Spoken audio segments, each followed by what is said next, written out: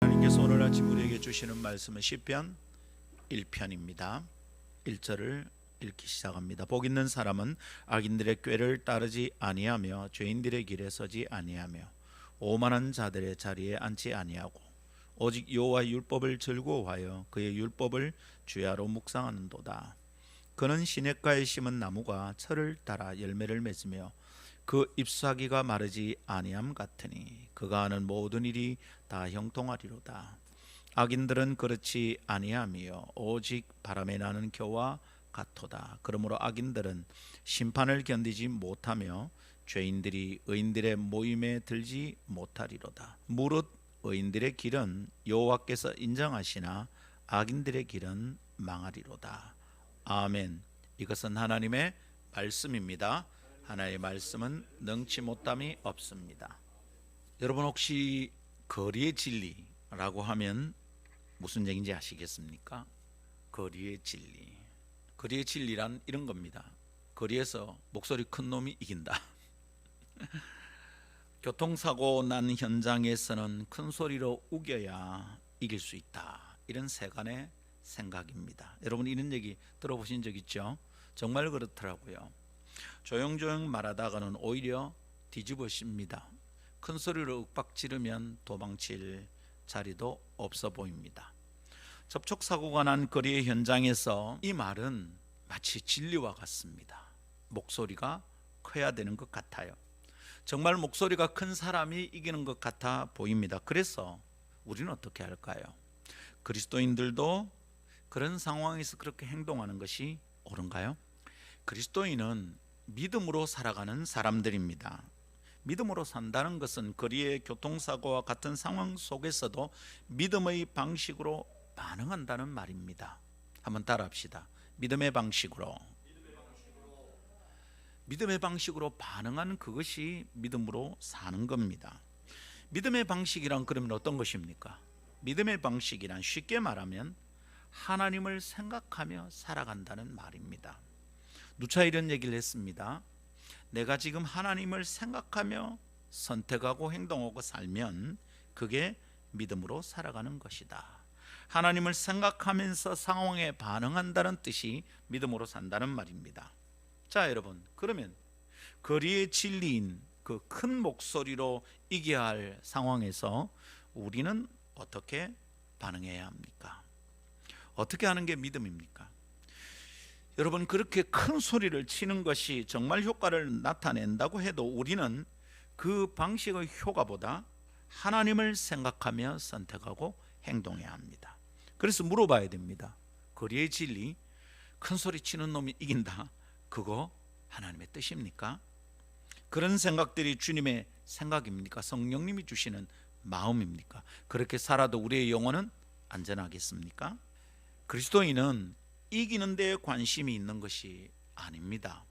세상은 다 이겨먹자고 애를 쓰고 있어요. 지는 걸 못 참아요. 그러나 그리스도인은 이기는 데 관심이 있는 것이 아니라 하나님의 뜻을 이루는 데 관심이 있는 사람들이에요. 어떻게 하면 내가 하나님의 뜻을 따르고 내 삶 속에서 하나님의 뜻을 이루어내는가, 여기에 관심이 있다 이 말입니다. 그래서 내 삶을 통하여 내가 얼마나 잘났는지 드러나고 내가 이기는 것이 아니라 하나님의 뜻이 드러나야 합니다. 내 말과 행동을 통하여 하나님의 말씀이 어떤지 드러나야 됩니다. 하나님의 말씀이 내 인격과 삶을 통과하여 지나가게 해야 합니다. 그러나 현실이 녹록지 않아요. 하나님의 말씀이 내 삶을 지나가는데 자꾸 어려움을 겪어요. 하나님이 내 인격을 관통하여 지나가는데 턱턱 걸리는 거예요. 내 속에서 그게 못 지나가게 만들어요. 왜냐하면 살다 보니 그렇지 않다는 거 우리가 이미 너무 많이 알아버려서 그렇습니다. 현실이 녹록지 않아요. 그렇게 살다가는 맨날 지는데, 매일 바보가 되는데, 주변에서 나를 바보 머저리 취급할 텐데, 그래도 내가 하나님을 생각하고 살아야 되는가? 아니, 잠시 하나님도 좀 눈을 감으시고 나도 하나님을 생각 안 하고 저질러야 속도 좀 시원해지고 내가 거리의 승자가 되는 것 아닌가? 내가 좀 이겨먹고 살 수 있지 않는가? 여러분, 그렇지 않습니까? 살아가는데 하나님을 늘 생각하면 내가 이 세상을 못 살 것 같아요. 그러다 보니 하나님의 말씀이 내 삶을 관통하는데 쉽지 않아요. 턱턱 걸려요. 그 전능하신 하나님의 말씀이 내 인격과 삶을 통과해내지 못한다 이 말이에요. 자, 그럴 때 하나님을 생각하면 무슨 말씀이 떠오릅니까? 거리의 진리를 주장하는 자들의 소리가 아니라 하나님의 말씀을 생각하면 뭐가 떠오르죠? 선으로 악을 이기라 하셨잖아요. 근데 선으로 악을 이기라 그러셨지만 그러다가는 못 이길 것 같아요. 선이 악을 못 이기는 것 같아. 세상은 악이 선을 이기는 것 같아요. 악한 자들이 잘 사는 것 같아. 못된 짓 해야 부자가 될 것 같은 생각이 많이 들어요. 착하게 살면 늘 손해볼 것 같아요. 여러분 그래요 안 그래요? 그렇잖아요 여러분. 선으로 악을 이기다, 이게 가능한가? 못 이길 것 같아요. 그래서 두려워요. 그래서 선으로 싸워보는 것, 선을 행하는 것이 망설여집니다. 그러는 동안 하나님의 말씀은 내 삶을 관통하는 게 실패하는 거죠. 망설입니다. 두렵습니다. 그 일을 선택하는 게 힘듭니다. 그래서 말씀이 내 삶 속에 육화될 기회를 놓치고 마는 겁니다. 한 번이 두 번이 되고 두 번이 세 번이 되고 그러다가 그것이 내 삶이 되고 맙니다. 하나님의 말씀은 내 삶을 지나갈 수 없게 되는 거죠. 이런 사람은 교회를 다니다 보니까 성경에 대한 이야기를 듣습니다. 그래서 성경을 아는 것 같아요. 그렇지만 실제로는 하나님의 말씀을 알지 못하는 상태, 곧 영적 무식쟁이가 되는 겁니다. 학벌과 상관없이 무지한 상태가 됩니다. 영적 무지입니다. 아는 게 많아요. 똑똑해 보여요. 말이 상당히 똑똑해요. 이성적이고 합리적인 판단을 하는 것 같아요. 그 사람은 지혜로운 사람 같아 보입니다. 그러나 영적으로는 무지해요. 성경을 아는데도 영적으로 무식해요.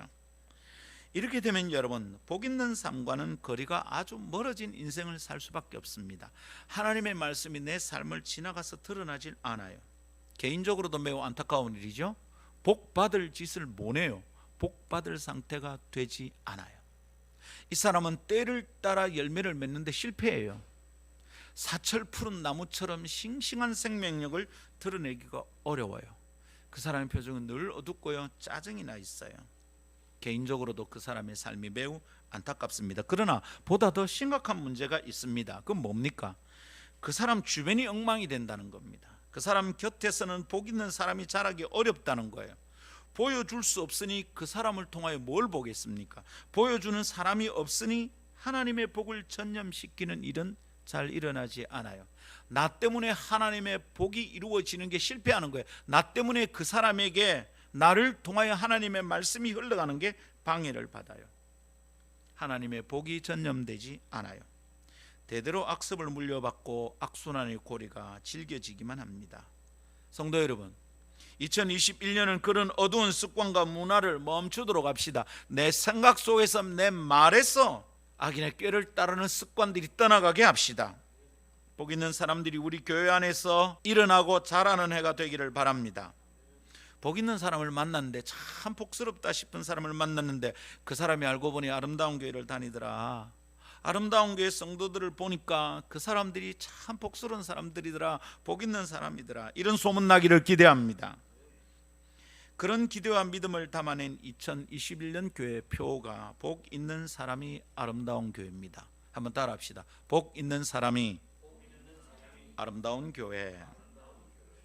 그 표를 설명하는 시리즈 강론이 오늘로 마무리됩니다. 오늘 마지막으로 우리가 그래서 나눌 주제는 복 있는 사람이 복 있는 사람을 세운다입니다.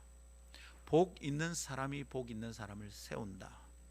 복 있는 사람이 아니라면 누군가를 전도하는데 실패할 수밖에 없고, 누군가를 양육하고 건강한 신앙을 가진 사람으로 세우는데 실패하는 거예요.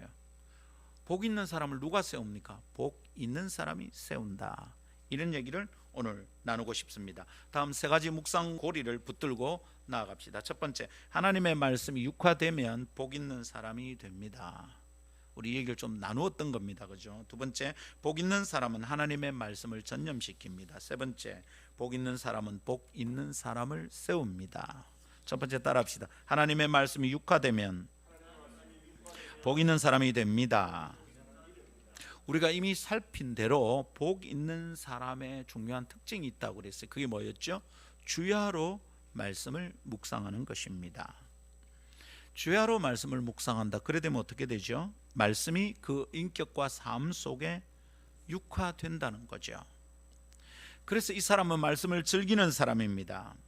주야로 말씀을 묵상한다. 곧 주야는 우리의 생활입니다. 삶의 현장이고 삶의 일상입니다. 주야로 묵상하는 말씀, 그것은 곧 삶 속에 스며든 말씀이고요, 이미 삶이 되어버린 말씀입니다. 생활과 성경의 합일이 이루어졌다 이 말이죠. 말씀 따로 생활 따로가 아니다 이 말입니다. 그럴 때 말씀의 능력, 말씀의 생명이 나를 통해 흐르고 실현됩니다. 그냥 글자로 하나님의 말씀은 능력이 있다 이게 아니라 실제 말씀의 능력이 내 삶 속에 나타납니다. 어떻게 됩니까? 나는 살아있는 예수쟁이가 되는 거죠. 죽어서 천국 가는 사람 말고 살아서 예수 믿는 사람이 사는 거죠. 하나님이 나를 통해서 증명이 되는 거죠. 하나님은 말씀으로 오늘도 내 안에 살아 계시는 겁니다. 그것을 나도 알고 내 주변의 사람들도 알게 됩니다. 저 사람을 만나면 하나님을 만난 것 같은 느낌이 든다. 네가 하는 얘기를 들으면 하나님이 내 앞에 와서 말씀하시는 것 같아. 여러분 혹시 이런 얘기 들어본 적 있습니까? 참 부끄럽게도 저는 몇 번 들어봤습니다. 그 얘기를 듣는데 제가 소름이 끼치는 거예요. 내가 벌벌벌 떨려서 더 이상 말을 할 수가 없었습니다.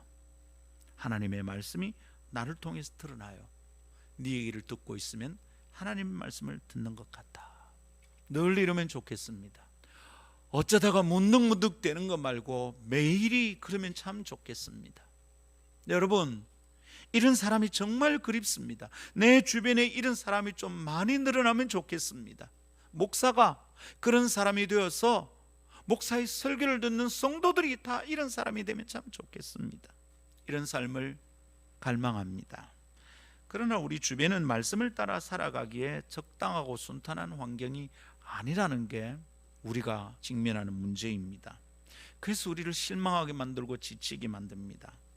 매일 우리가 듣게 되는 이야기들은 진리의 지침이 아니에요. 그것은 말씀의 진리가 아니라 거리의 진리예요. 시작하며 나눈 이야기, 그 거리의 진리는 어떻습니까? 굉장히 설득력이 있어요. 그런 현장을 한번 경험하고 나면 큰 소리 치는 사람에게 짓눌려 보면 나도 큰 소리를 쳐야 되겠구나 이런 생각이 들어요. 목소리 큰 놈이 이긴다. 그 말이 굉장히 설득력 있습니다. 애들을 키울 때도 그렇고요, 교회 안에서 성도들을 상대할 때도 때론 그렇습니다. 아무 말 안 하고 조용조용하면 자꾸 지는 것 같습니다. 그런데 눈에 힘을 주고 큰 소리를 한번 내면 역전이 되기도 합니다. 그러니까 큰 소리 치는 놈이 이긴다, 이게 얼마나 설득력이 있는지. 근데 여러분, 그런 종류의 거리의 진리는 한두 개가 아닙니다. 매력있고 효과 있는 얘기들이 얼마나 많습니까? 남자들 세계에서 있는 거, 싸움의 진리는 선방이다, 뭐 이런 얘기들이 있습니다. 지금에서 이런 말을 하는 게 좀 부끄러울 지경입니다만, 이전에는 진리처럼 붙들고 살았습니다. 실제로 싸움할 때 써먹으니까 효과가 있더라고요. 얼마나 매력 있는지 그거는 실제의 삶에서 바로바로 효과가 나타납니다. 진리를 따는 삶은 왠지 시간이 걸리는 것 같은데 거리의 진리는 순종하는 순간 능력이 바로 나타나는 것 같습니다. 여러분, 그래서 그것을 따르고 사는 것이 훨씬 쉬워 보입니다. 그게 멋지게 사는 방식 같아 보입니다. 눈 딱 감고 몇 번만 저지르면 평생을 편하고 까리하게 살 수 있을 것 같은 속삭임이 얼마나 많은지. 여러분, 그래서 말씀을 따라 살아가는 게 안 쉬워요. 주일날 말씀 듣고 한 번 듣고 나가면 거리의 진리는 차고 넘쳐요. 우리 어떻게 하죠? 그것이 쉽고 재미나고 매력있고 좀 더 잘 나가는 삶을 살 수 있을 것 같지만, 그런데 여러분, 그 거리의 진리, 그게 무엇인지 알겠습니까? 성경은 그것을 단호하게 정의합니다. 악인의 꾀라고 정돈하고 끝냅니다. 그런 속삭임을 가까이 하면 하나님의 율법, 하나님의 말씀을 내 속에 두고 살아가는데 문제가 생깁니다. 하나님의 말씀이 육화되는데 어려움을 겪습니다. 악인의 꾀는 아주 효과가 커 보입니다. 바로 효과가 나타나는 것 같습니다. 그러나 악인의 꾀가 주는 진짜 효과는 뭘까요? 삶을 쉽고 재미나게 사는 걸까요? 아니고요. 악인의 꾀가 주는 아주 중요한 효과가 있습니다. 어떤 효과입니까? 하나님의 말씀으로부터 자꾸 멀어지게 하는데 아주 효과적입니다. 악인의 꾀를 듣고 악인의 꾀를 따르고 그것을 좋아하고 즐거워하다 보면 효과가 나타나요. 어떻게 해요? 점점 하나님의 뜻으로부터 멀어져요. 점점 하나님의 말씀이 재미없어지고 시시해 보여요. 하나님의 말씀을 순종하면 실패하는 인생을 살게 되는 것 같아요. 그게 악인의 꾀의 효과입니다.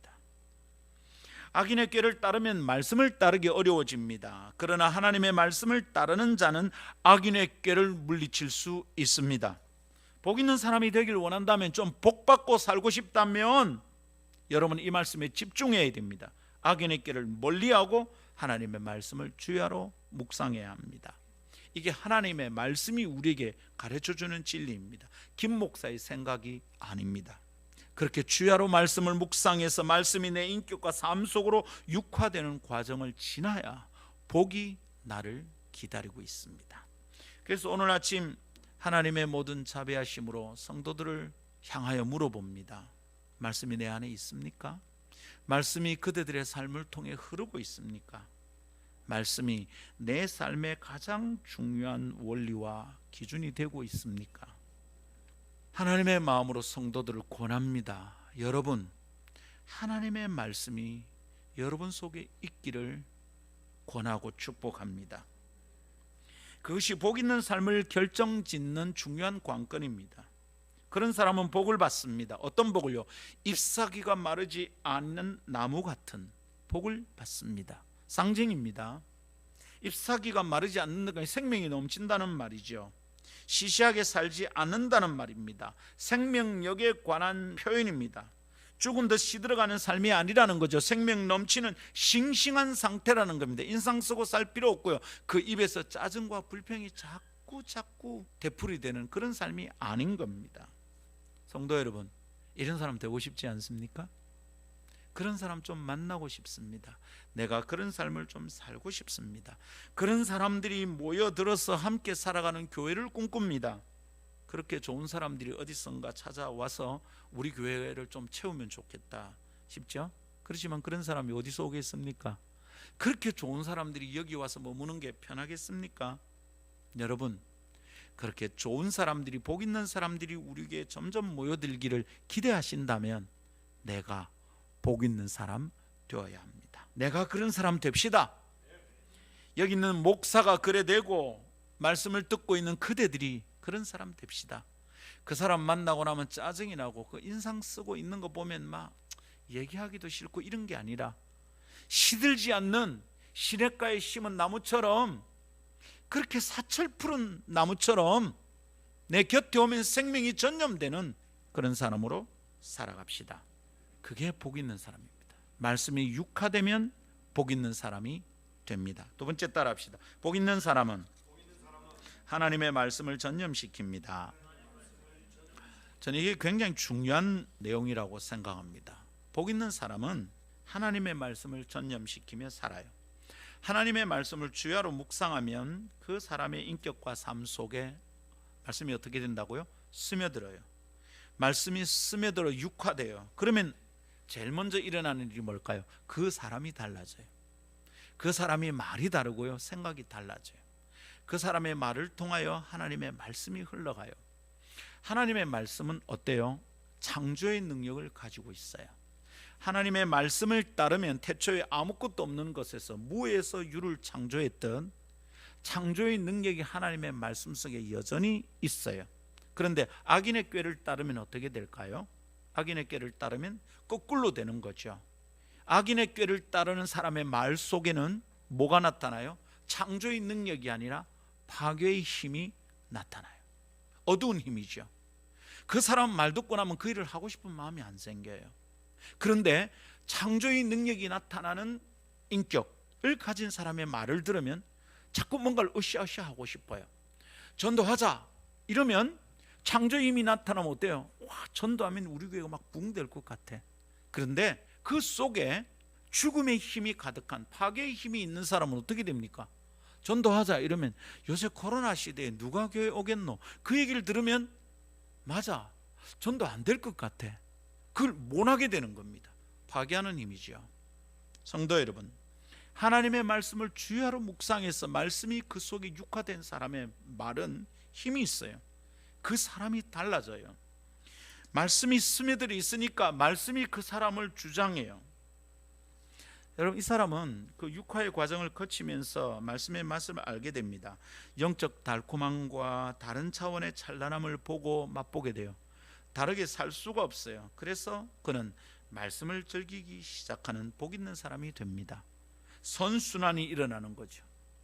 말씀을 점점 즐기니까 복 있는 사람이 됩니다. 복 있는 사람이 되니까 말씀을 점점 더 즐기게 됩니다. 여러분, 그 사람 속에는 복 있는 사람의 전형적인 특징들이 나타납니다. 푸른 잎사귀 같은 현상들이 나타납니다. 그리고 그게 참 아름다워 보입니다.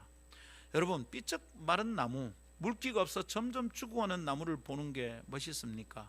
푸릇푸릇한 나무를 보는 게 좋아 보입니까? 두말하면 잔소리입니다. 그죠? 사막에서도 푸르름을 간직하는 선인장 같은 것을 보면 참 신기해 보입니다. 생명의 능력이 위대하구나, 아름답구나 이해하게 됩니다. 여러분, 그런 특징을 가진 사람 만나본 적 있습니까? 말씀이 그 사람 속에 있어서 말씀을 따라 살아가는 게 눈에 딱 보입니다. 그리고 그 사람이 받는 복이 보입니다. 그런 사람 본 적이 있습니까? 저는 본 적이 있습니다. 전도사 시절 저는 두 분의 좋은 선생님을 만났습니다. 어쩌면 그분들이 내게 미친 영향이 무엇인지 알지도 못한 채 그냥 지나고 있을지도 모르겠습니다. 그 두 분의 선생님은 처음 부임한 교회의 담임 목사님과 그 교회의 선임 부목사님이셨습니다. 저 참 행복한 사람이었어요. 첫 사역지에서 그런 분을 만났다는 게. 담임 목사님은 성경 박사예요. 교단 안에 소문이 났어요. 우리 교단에 성경을 아는 것으로 하면 살아있는 분으로는 그분이셨어요. 박정덕 목사님. 학위는 없어요. 신사참배 거부해서 수학교 다니다가 잘렸으니까 중학교 고등학교 다 그냥 성경 고등학교 나오고 있습니다. 근데 영어 너무 잘해요. 저보다 영어를 잘하셔요. 학위는 없는데 성경을 통달한 분입니다. 그분을 보면서 알게 되었어. 성경은 지식만 전달할 뿐만 아니라 성경은 지혜의 말씀이구나. 성경만 읽고 성경만 공부해서 이분은 성경통신학교, 성경고등학교 나오셨어요. 그런데 이분이 너무너무 똑똑해요. 머리가 그냥 영민하기가 이를 데 없어요. 말씀을 꿰뚫고 있어요. 영어도 너무 잘하셔요. 그분이 성경 강의를 할 때면 넋이 나갈 지경입니다. 성경이 줄줄줄줄입니다. 성경책을 찾아서 읽는 경우가 드물어요.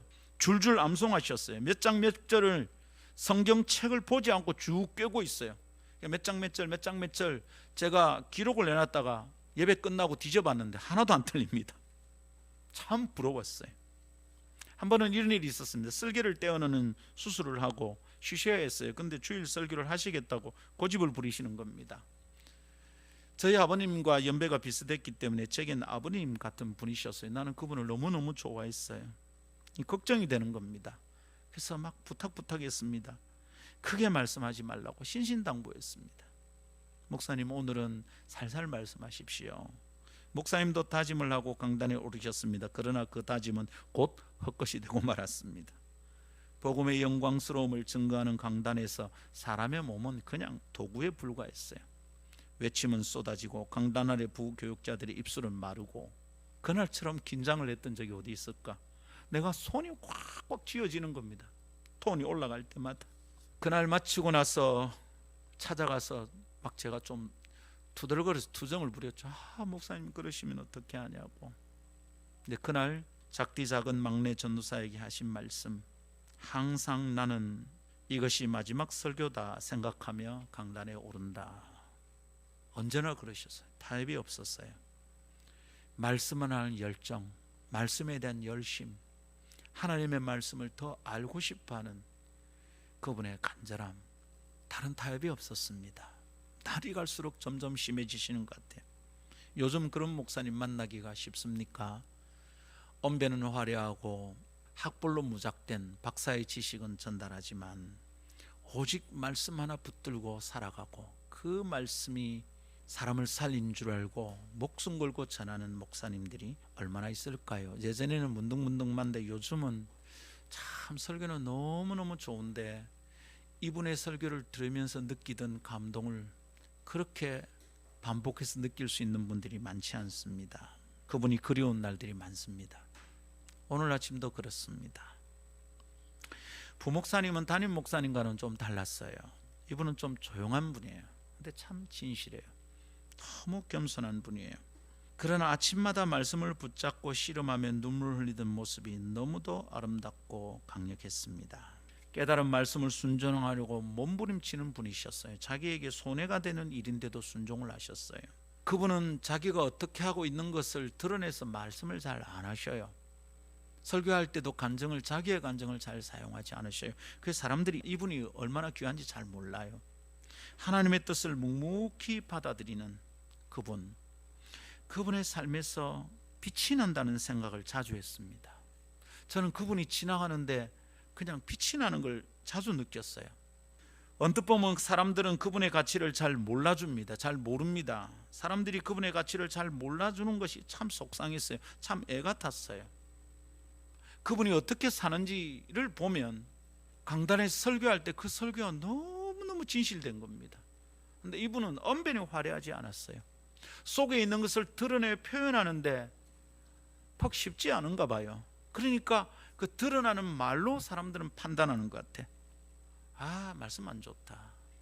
그런 얘기를 자주 들었습니다. 근데 그럴 때마다 나는 속이 타는 겁니다. 무슨 얘기하냐고.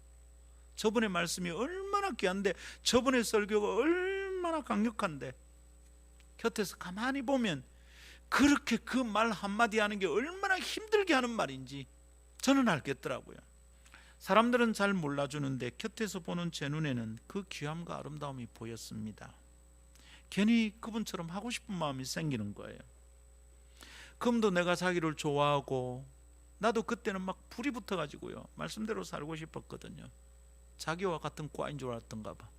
어디서 자기에게 아주 힘든 요청이 왔는데 저보고 김수사님 가볼래요? 제가 너무 겁이 나서 못 한다 했습니다. 그리고 결국 그분이 거기로 가셨어요. 고생 많이 하셨을 거예요. 가까이에서 다른 사람들은 잘 몰랐던 그분의 아름다운 삶과 말씀을 붙잡고 씨름하는 모습을 보게 된 것은 제게 복이었습니다. 그때 배웠죠. 중요한 선택 앞에서 내게 편한 쪽을 선택하려고 하는 우리의 본능을 이기는 방식은 하나님의 음성에 깊이 귀를 기울이는 거구나. 하나님의 말씀에 순종하는 거구나. 그분의 선택을 보면서 참 많이 배웠습니다. 그 이후로 그런 방식은 참 부족하지만 제 삶의 기준이 되었습니다. 저도 그렇게 살려고 노력 많이 했습니다. 상황이 와서 선택하게 된다면 쉽고 편안한 쪽에 대한 흔들리는 마음을 하나님의 말씀으로 잘 다스려야 되는구나. 오해 많이 받았습니다. 가족들이 고생도 했습니다. 그러나 그렇게 살아가는 사람을 보는 것이 저는 눈이 부셨습니다. 너무너무 멋져 보였습니다. 그 두 분 목사님의 삶과 인격, 말씀에 대한 순전한 자세와 마음가짐은 작디 작은 전도사였던, 이제 막 사역을 시작했던 29살의 저에게 큰 영향을 미쳤습니다. 몰래 흉내를 내기도 하고 욕심을 내서 그분들처럼 성경책을 30장씩 40장씩 읽어보기도 하고 암송하기를 즐겁게 했었습니다. 그렇지만 제가 따라가기에는 턱없이 부족했습니다. 그래서 지금도 저는 여전히 부끄럽고 부족한 사람입니다. 그렇지만 저는 그런 사람을 본 적이 있습니다. 말씀이 육화되는 과정을 지나는 동안 그런 모습을 저는 본 적이 있습니다. 그리고 그 삶이 전염된다는 것을 확인했습니다. 내가 그분들 곁에서 그 삶을 따라 살고 싶어지더라고요. 말씀을 대하는 그분들의 태도가 내게 전염되고 있다는 것을 알 수 있었습니다. 그 첫 사역지에서 다른 종류의 어른들을 만났더라면 어떻게 되었을까? 내게 무엇이 전염되었을까? 두렵습니다. 사실은 전도사 때부터 좀 이상한 목사님을 만나서 고생하고 사는 친구들을 본 적이 있거든요. 근데 저는 참 복이었습니다. 그 목사님들을 만난 것이 기본길을 닦아야 할 전도사 시절의 복 중의 복이었습니다. 말씀대로 따라 사는 것이 사역자의 기본 중의 기본 아니겠습니까?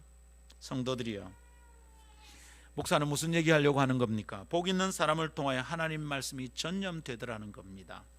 1절에서 우리가 복 있는 사람이라는 표현을 접합니다. 이건 단수로 시작합니다. 단수. 복 있는 사람. 영어 성경은 그 복 있는 사람을 받는 동사가 does, 3인칭 단수 does로 받습니다. 복 있는 사람은 단수입니다. 그러나 5절 6절에서는 복수의 사람들이 나타납니다. 5절, 죄인들이 의인들의 모임에 들지 못하리. 의인들의 모임, 복수입니다. 6절도 그렇습니다.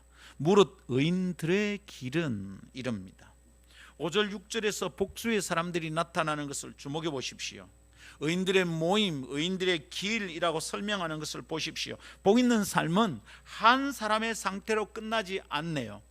복 있는 사람으로 끝나지 않고요, 복수로 나타납니다. 복 있는 사람 속에 있는 육화된 말씀은 복수의 사람들로 늘어납니다. 증폭됩니다. 증식됩니다. 하나님의 말씀의 생명력이 전념되고 있다는 것을 깨닫게 됩니다. 아하, 한 사람이 복 있는 삶을 살면 그게 그냥 그 한 사람으로 끝나지 않는 거구나. 전념되는구나. 의인들의 모임이 이루어지고 의인들의 길이 생기는구나. 할렐루야. 복 있는 사람의 영적 상태는 결코 한 사람에게서 그치지 않습니다. 그 사람 속에 충만한 주의 말씀은 점점 자라고 전념되고 퍼져갑니다. 그 사람을 곁에서 보고 있는 사람들이 같은 영적 상태로 변화되고 그 주변에서 사람들이 자라는 것을 볼 수 있습니다. 성도 여러분, 이 원리, 이 진리를 기억하고 마음에 품읍시다. 그런 꿈을 그리고 살아갑시다. 할렐루야. 그 사람을 통하여 하나님의 말씀이 달고 오묘하다는 것을 깨닫고 누리는 사람들이 자꾸만 자라게 된다는 것에 기억을 집중하십시오. 생각을 집중하십시오. 그렇지만 여러분 주변에서 이런 일이 자주 일어납니까? 한 사람 속에 있는 말씀의 생명력이 다른 사람에게 전념되고 복이 전파되고 있는 이런 거 자주 봅니까? 우리 시대 안에서 이런 일이 쉽게 일어납니까? 찬송가, 이런 찬송가 있습니다. 어머님의 무릎 위에 앉아서 재미있게 듣던 말 이 책 중에 있으니. 말씀의 기능, 역할, 말씀의 능력에 대해서 맛본 어떤 자녀가 어릴 적을 기억하며 쓴 가사이겠죠. 어머님의 영적 생명력이 자녀에게 전파되는 것은 너무도 자연스러운 일입니다. 이런 일은 사실 우리가 역사 속에서 많이 봤습니다. 그렇지만 우리 시대에도 그렇게 말씀을 어머니와 부모님이 읽어주고 설명하는 말씀을 붙들고 살아가는 부모님을 통해서 접하게 되는 자녀들이 몇이나 있을까요? 우리는 자녀들에게 세상 사는 지혜는 가르쳐 주려고 합니다. 어떻게 하면 공부를 더 잘할 수 있는지, 어떻게 하면 더 좋은 대학에 갈 수 있는지 목을 메고 아이들에게 가르치려고 합니다. 그렇지만 어떻게 하면 말씀을 따라 살아가는지 가르치는지. 어머니의 무릎 위에 앉아서, 적어도 저는 이 찬송 부를 수 있습니다. 어머님이 제게 그렇게 해주셨으니까요. 그러나 여러분, 우리의 자녀 시대에 이 찬송가가 의미 있게 불려질까요? 그 찬송을 부르는 우리의 자녀들은 맞아, 그랬었어 라는 기억을 가지고 살아갈까요? 그런 자녀들이 우리 가정에서 몇이나 있을까요? 우리 교회 안에서 그렇게 영적 계보가 이어지는 관계를 얼마나 볼 수 있을까요?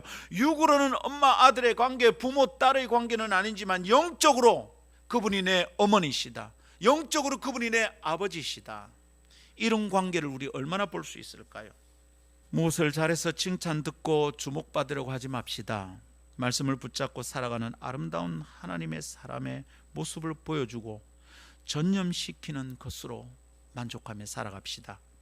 그런 사람들이 우리 교회 안에 더 많아지기를 바라보면서 나아갑시다. 저 사람 말씀의 맛을 좀 본 것 같은데 중간에 절망하고 주저앉는 사람들을 보는 것이 참 안타깝습니다. 자기 혼자 삶도 견디기 힘들어 보입니다. 내가 복 있는 사람이 되면 이게 전염돼 갈 건데 저렇게 주저앉는구나. 안타깝습니다. 오늘 아침 기억합시다. 복 있는 사람은 하나님의 말씀을 전념시킵니다. 세 번째 따라하겠습니다. 복 있는 사람은 복 있는 사람을 세웁니다. 좋은 사람이 내 주변에 있기를 바란다면 내가 좋은 사람 되어야 됩니다. 복 있는 사람들이 내 주변에 많아지기를 기대한다면 내가 복 있는 사람이 되어야 합니다. 이상합니다. 한 사람이 복이 있으면 주변에 복이 늘어납니다. 그런 사람들이 모여드는 것 같습니다. 그래서 세상은 이것을 유유상종이라고 합니다. 그런 종류의 사람들은 그런 종류대로 모인다 이럽니다. 근데 여러분, 왜 그렇게 될까요? 물론 그런 사람들이 서로 마음이 잘 맞아서 모이기도 하겠지만, 그러나 오늘 말씀이 보여주는 영적인 원리는 그렇지 않죠. 복 있는 사람은 복이 없는 사람이라 할지라도 다른 사람으로 복 있는 사람으로 세워가는 겁니다. 목사는 스스로 그런 사람 되고 싶은 간절한 목마름이 있습니다.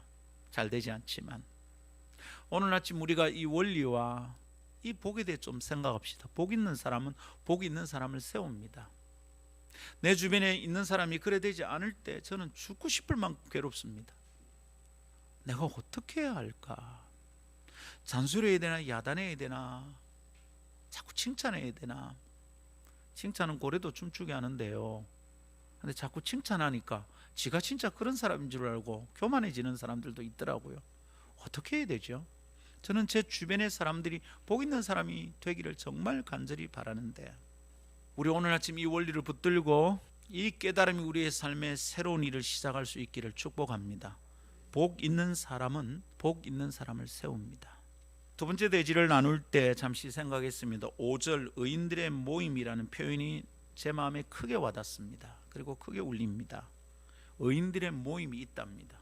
복 있는 사람은 의인의 삶을 사는 사람입니다. 결국 복 있는 사람과 의인은 시편 1편에서 동의합니다. 이 사람은 의인의 삶을 삽니다. 그런데 그런 삶은 전념성이 크고 강력해서 다른 사람 속에도 생명의 움직임을 만들어냅니다.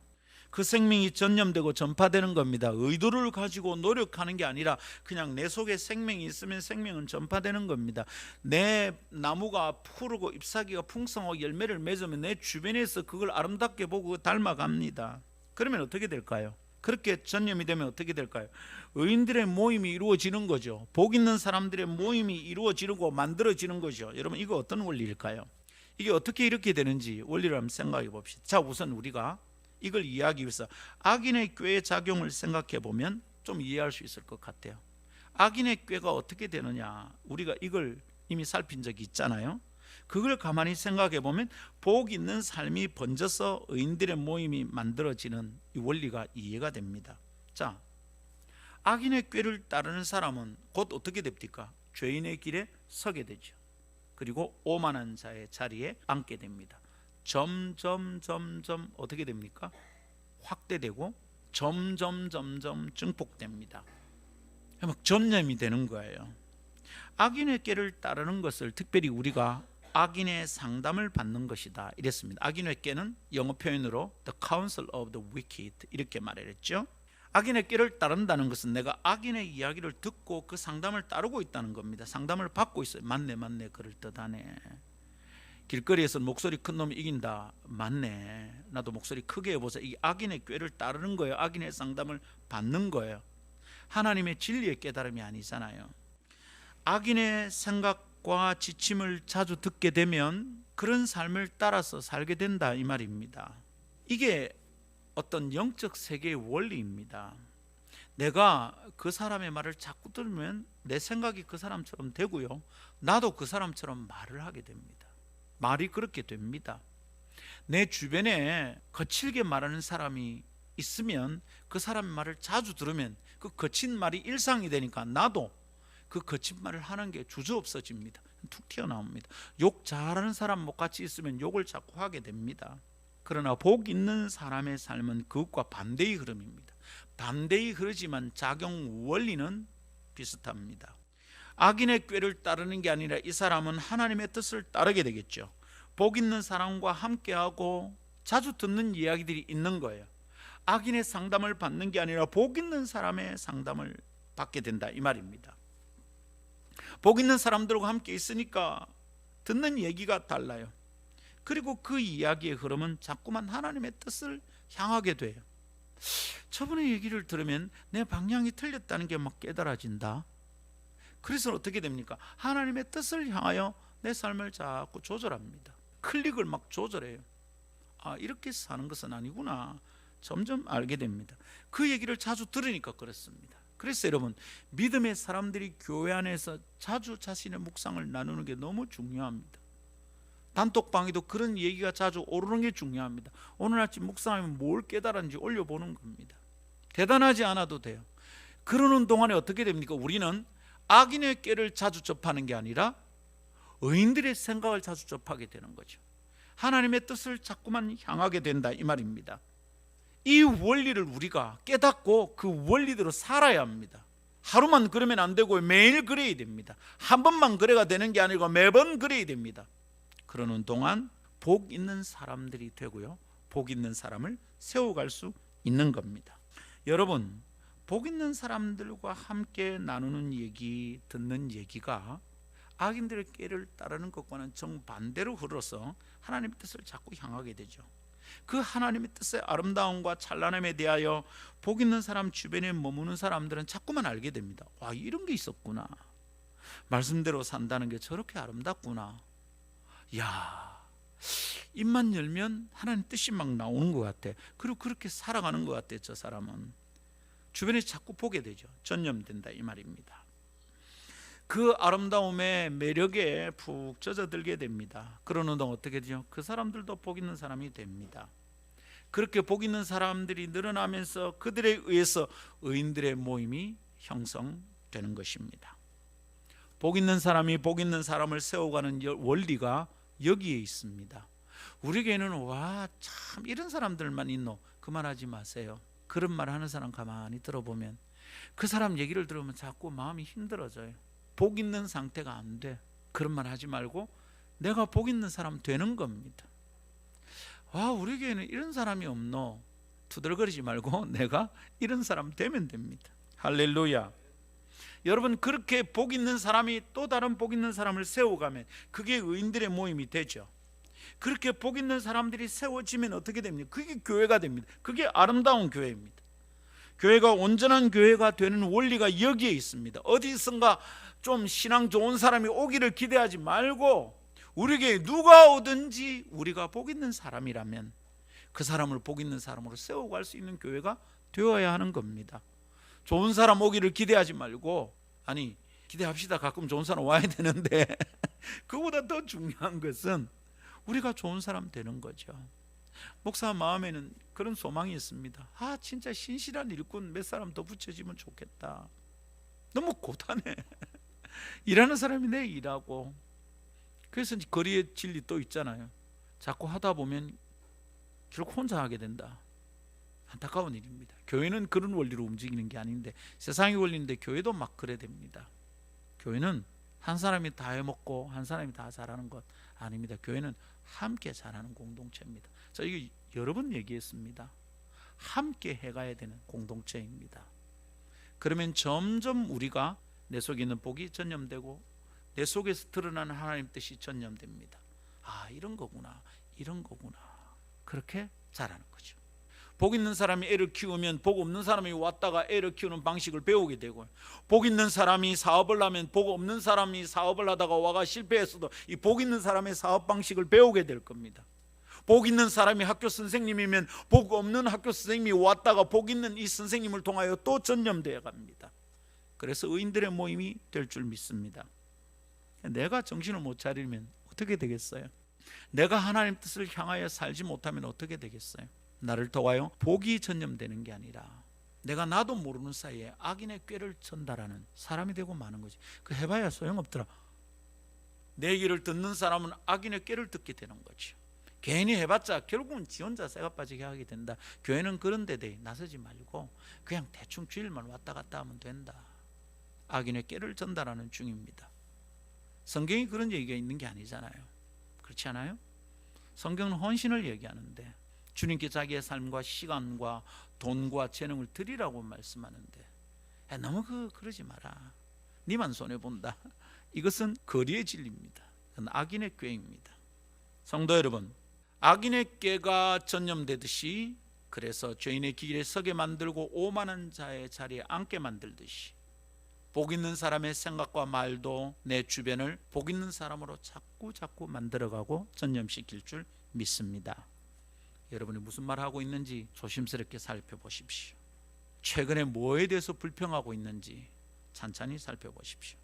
성도들이요, 저는 복 있는 사람이 복 있는 사람을 세워가는 이 원리, 그래서 의인들의 모임이 이루어지고 그게 교회가 된다는 이 원리, 이것을 생각하고 살아가는 것이 참 기쁘네요. 그런 기대를 품고 꿈꾸는 것이 즐거운 일상을 만들고 있습니다. 그게 가능합니까? 그렇습니다, 여러분. 그렇게 되는 것이 하나님의 뜻입니다. 복 있는 사람은 이 하나님의 뜻과 자꾸 대화합니다. 말씀이 내 안에 머물면 내가 그 말씀과 자꾸 대화를 하는 겁니다. 악의 꾀를 물리치고 자꾸 하나님의 뜻을 묵상하게 되는 겁니다. 내 속에 하나님의 뜻이 머물고 육화되도록 나는 영적 대화를 자꾸 나누어야 합니다. 그래야 하나님의 뜻이 내 생각이 되는 순간을 맞이하게 될 겁니다. 그리고 마침내 깜깜이 열리고 그 다음에 복 있는 삶이 열리게 될 줄 믿습니다. 그렇게 거듭하여 반복하는 작업을 뭐라 그럽니까? 묵상이라고 그럽니다. 묵상은 되새기 많은 짐승이 하는 것과 같은 의미를 가진 말입니다. 되새기 많은 짐승, 소 같은 게 어떻습니까? 먹었다가 넣어놨다가 꺼내서 다시 씹고 완전히 소화돼서 내려갑니다. 처음 들으면 말씀이 무슨 말인지 잘 모르겠고, 주일날은 피곤하면 졸면서 듣기도 하는데 한 번 더 듣고 또 한 번 더 들으면, 되씹으면, 자꾸 묵상하면 점점 뜻이 분명해집니다. 아, 이거였구나. 여러분, 지난주에 무슨 설교 들은지 기억납니까? 한 번 듣고 기억할 정도면 천재입니다. 그렇게 하는 말씀이 내 속에 육화되는 것은 없습니다. 반복, 되새기고 되새기는 겁니다. 그걸 묵상이라고 합니다. 묵상은 소가 되새김질하는 것과 같은 현상입니다. 성도 여러분, 그렇게 되새기고 묵상해서 말씀이 육화되고 우리는 복 있는 삶을 삽시다. 그리고 내 주변이 복 있는 사람들이 세워지는 경험을 합시다. 아멘. 말씀 맺습니다. 여러분, 영적으로 무지한 상태가 되면 영적으로 살 수가 없습니다. 이 사람은 감정대로 살게 되고 자기 성질대로 살게 됩니다. 눈앞에 있는 작은 이익을 따라 움직이다가 오히려 큰 손해를 보기도 합니다. 왜 그렇습니까? 영적으로 무지하기 때문입니다. 영적인 지혜를 얻을 수 없기 때문입니다. 그 사람은 영적으로 살지 않으니 영적 경험을 할 수 없고 또 영적 무지가 유지됩니다. 악순환이 일어나는 거죠. 현실에서 목사님이 하는 설교의 내용대로 사는 게 별 효과를 발휘하지 못하는 것 같으니 하나님의 뜻 같은 것은 생각도 하지 않고 살아갑니다. 상관도 없이 살아갑니다. 관심이 없습니다. 결국 주님의 뜻에는 관심도 없는 영적 상태가 되고 맙니다. 악순환이 일어납니다. 그러나 하나님의 말씀을 맛보고 그것을 즐거워하기 시작하면 전혀 다른 상태가 되는 것이죠. 말씀을 알게 됩니다. 영적인 무지가 깨어지고 영적인 깨달음을 자꾸 얻게 됩니다. 말씀의 생명력이 인격과 삶 속에 나타나기 시작합니다. 하나님의 말씀이 내 삶을 통과하여 지나가는데 순적합니다. 나를 지나가는데 말씀이 턱턱 걸려서 말씀이 말씀되지 못하는 게 아니라 하나님의 말씀이 내 삶 속에 자꾸 드러나게 됩니다. 내가 복 있는 사람이 되는 것이죠. 할렐루야. 복 있는 생각을 가지고 살 수 있게 되는 겁니다. 그리고 놀라운 일이 벌어집니다. 내가 복 있는 사람이 되면 내 주변이 복 있는 사람으로 채워지기 시작합니다. 내가 복 있는 사람을 세워가기 시작합니다. 내 주변이 변합니다. 그렇게 될 때 진짜 교회가 시작이 되는 겁니다. 그런 진짜 교회가 아니면 여기 와서 무슨 유익을 구하겠습니까? 개인의 만족, 자신의 뜻, 거리의 진리를 추구하는 곳에서 무슨 재미가 있겠습니까? 떠나갈 수밖에 없습니다.